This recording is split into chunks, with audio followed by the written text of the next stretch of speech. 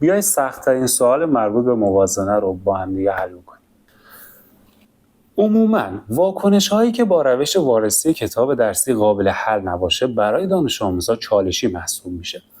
در مواجهه با چنین واکنش هایی ما دو تا رویکرد داریم. رویکرد اول اینه که از A و B و X و Y قرار بدیم و دستگاه دو معادل دو مجهول تشکیل بدیم و موازنه بکنیم، اعدادش رو پیدا بکنیم. رویکرد دوم، اگر واکنشمون اکسایش کاهش بود، از تعداد الکترون های مبادله شده بین اکسنده و کاهنده استفاده کنیم و واکنش رو موازنه کنیم. بریم با هم یه مثال ببینیم. در چنین واکنش هایی که یک عنصر در چندین ترکیب وجود داره، ما مجبوریم که از دو تا روشی که گفتم یکیشو استفاده کنیم حل کنیم. من اینجا دو تاشم توضیح میدم. اول میریم توی A و B گذاری و موازنه کردن. توی این روش اولا میریم اونایی که توی یک ترکیب هستن، اون عنصرهایی که توی یک ترکیب هستن رو موازنه می‌کنیم، بعد A و B میذاریم. مثلا من اینجا سولفور رو میبینم که تو هر دو تا ترکیب تو هر دو تا طرف واکنش دهنده و فراورده توی ترکیب قرار داره. پس پشت سرش تو هر دو تاش اگه یک قرار بدم سولفورها موازنه میشه. میریم سراغ Cu یا همون مس. ببینید اینجا من دو تا مس دارم. توی سمت فراورده یه Cu اینجا دارم. اگه یک ضریب یک اینجا قرار بدم Cu ها موازنه میشه. میرم سراغ نیتروژن. ببینید نیتروژن اینجا توی دو تا ترکیب هست، اینجا هم یه ترکیب دیگه. اینا رو نمیشه موازنه کرد. اکسیژن هم که تو همه ترکیب ها هست. الان نمیتونم اینا رو موازنه کنم. پس مجبورم که A B C بذارم. اینجا A قرار میدم، اینجا B قرار میدم، اینجا C قرار میدم. هیدروژن میشه A مساوی با 2 تا C. نیتروژن میشه A مساوی با 2 تا نیتروژن اینجا داریم به اضافه 2 بیتا نیتروژن هم اینجا داریم.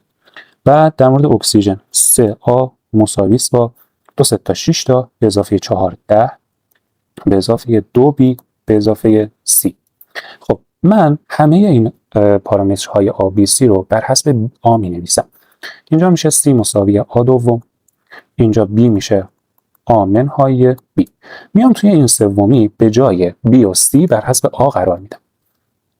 خیلی سعی میکنم این میشه A منهای 2. میشه 3A مساوی با 10 به اضافه به جای B A منهای 2 قرار میدم که میشه 2A منهای 4 به اضافه C هم میشه A دوم.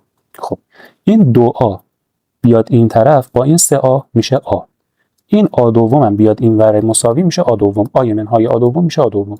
مساوی با 10 منهای 4 هم میشه 6. از اینجا A مساوی میشه با 12.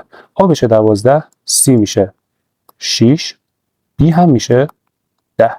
راحت همشون موازنه شد. A شد 12، B شد 10، C شد 6. حالا بریم سراغ اکسایش و کاهش. ما باید کاهنده و اکسنده رو پیدا بکنیم.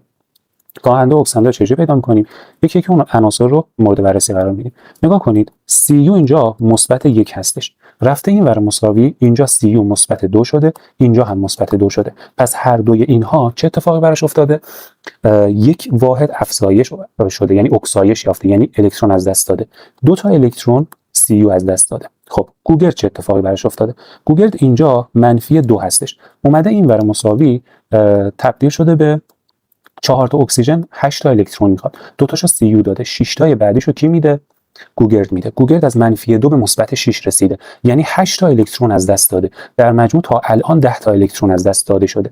خب اینور هیدروژن مثبت 1، اینورم هیدروژن مثبت 1، پس تغییری نداره. نیتروژن چه اتفاقی براش افتاده؟ اینجا اکسیژن 6 تا الکترون میخواد، یه دونهشو هیدروژن داد، مثبت 5 تاش رو هم نیتروژن میده. اینور رو بیاین حساب کنیم. تو این NO3 منفی اکسیژن 6 تا میخواد، یکیشو این الکترونه میده، 5 تاشو این نیتروژن میده. توی این نیتروژن هیچ تغییری رخ نداده، پس میریم نیتروژن بعدی رو حساب بکنیم.